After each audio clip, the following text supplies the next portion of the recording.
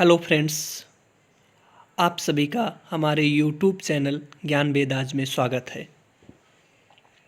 आज हम भारत में यूरोपीय व्यापारिक कंपनियों के आगमन और प्रसार की चर्चा करेंगे। तो आइए देखते हैं। इस क्रम में क्रमशः पुर्तगाली, डच, अंग्रेज, डेनिश और फ्रांसीसी कंपनियों का आगमन हुआ। चूँकि औरंगजेब की मृत्यु के पश्चात भारत में क्षेत्रीय शक्तियों का उदय हुआ था, लेकिन इन क्षेत्रीय शक्तियों में इतनी प्रभुता नहीं थी कि वह भारत को एकता के एक सूत्र में बांध सके। ऐसे में इन व्यापारिक कंपनियों के आगमन का मार्ग प्रशस्त हुआ तथा इन्होंने भारत में व्यापारिक प्रभुत्व स्थापित करने की कोशिश की। इस क्रम में इनका आपस में और भारतीय राजाओं के साथ संघर्ष भी प्रारंभ हुआ। सबसे पहले 17 मई 1498 को वास्को डी गामा कालीकट के तट पर आया। पुर्तगालियों ने जो साम्राज्य स्थापित किया उसको एस्तादो द इंडिया कहते हैं। इसका प्रथम गवर्नर फ्रांसिस्को दे अल्मीडा था, जिसने ब्लू वाटर पॉलिसी को अंजाम दिया। 1509 ईस्वी में अल्फांसो द अल्बुकर्क वायसराय बना। 1510 में बीजापुर के यूसुफ आदिल शाह से गोवा को जीता। हिंदू महिलाओं के साथ विवाह की नीति अपनाई। पुर्तगालियों ने भारत में अपना पहला दुर्ग कोचीन व दूसरा दुर्ग कन्नूर में स्थापित किया।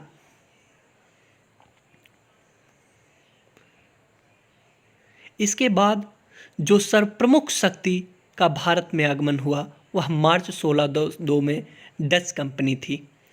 पहला डच यात्री कार्नेलियन हाउटमैन था जो भारत आया।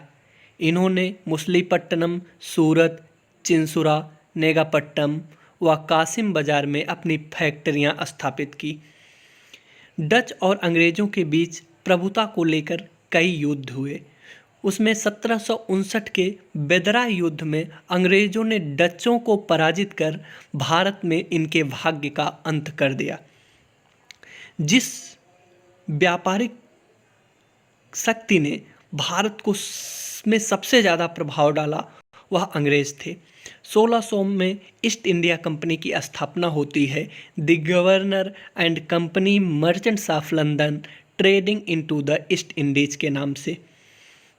1609 में कैप्टन हॉकिंस जहांगीर के दरबार में आया क्योंकि उसको कुछ व्यापारिक रियायतें प्राप्त करनी थी। अंग्रेज़ों ने 1613 में सूरत में अपना प्रथम अस्थायी कारखाना खोला। हालांकि इसके पहले मुसलीपट्टनम में भी उनका कारखाना खुल चुका था। 1615 में सर थॉमस रो जहांगीर के दरबार में भारत आया। चार्ल्स द्वितीय ब्रिटेन के सम्राट का विवाह पुर्तगाल की राजकुमारी कैथरीन से हुआ। परिणाम स्वरूप दहेज में इनको मुंबई मिला, जिसे बाद में ईस्ट इंडिया कंपनी को 10 पाउंड के वार्षिक किराए पर प्रदान कर दिया गया। इन विदेशी व्यापारिक शक्तियों के क्रम में फ्रांसीसी कंपनी भी महत्वपूर्ण थी। लुई 14वें के मंत्री कोलबर्ट ने 1664 ईस्वी में फ्रांसीसी east India company the company देश इन देश ओरिएंटलेस की स्थापना की।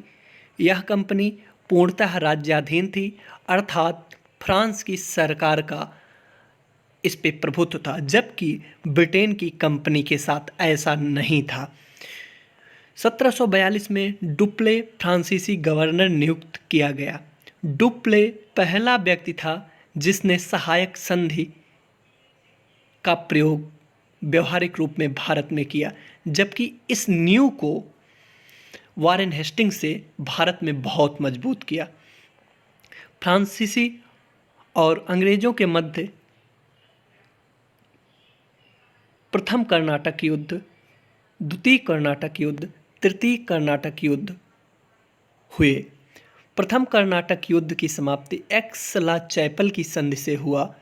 द्वितीय कर्नाटक युद्ध 1749 से 54 के बीच चला। तृतीय कर्नाटक युद्ध 1758 से 63 के बीच हुआ और इसमें सबसे महत्वपूर्ण वंडीबास का युद्ध 1760 में था, जिसमें ब्रिटिश सेना का नेतृत्व आयरकोट ने तथा फ्रांसीसी सेना का नेतृत्व काउंट डिलाली ने किया और ब्रिटिश की विजय हुई। कुछ महत्वपूर्ण तथ्य निम्नवत हैं। कलकत्ता का संस्थापक जाब चारनाक था। मद्रास का संस्थापक फ्रांसिस डे था। गेराल्ड एंगियर मुंबई का संस्थापक था।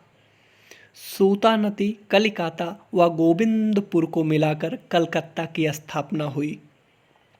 1616 में डेनिश भारत आए तथा ट्रैकोबार व सेरामपोर में अपनी फैक्ट्रियां स्थापित की।